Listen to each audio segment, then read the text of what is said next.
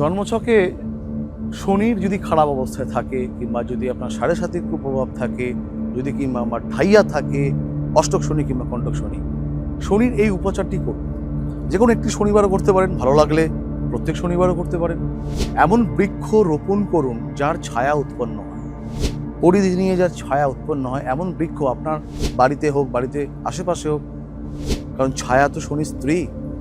শনি নিজের স্ত্রী কর্তৃক অভিশাপ পেয়েছিলেন যে তোমার দৃষ্টি অধঃগত হবে। ওই জন্য শনির দৃষ্টিতে আমরা ভয় পাই।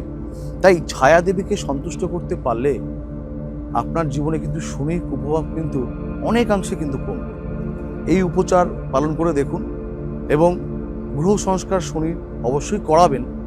কিন্তু তার পাশাপাশি এই উপচার অর্থাৎ ছায়া হয় এমন বৃক্ষ যদি আপনি রোপণ করতে পারেন না, তাহলে শনির যে কুপ্রভাব সেখান থেকে আপনি মুক্তি পাবেন এবং সাড়ে সাতির কুপ্রভাব থেকে আপনি মুক্তি পেতে পারেন, ঢাইয়ার কুপ্রভাব থেকে কিন্তু আপনি মুক্তি পেতে পারেন।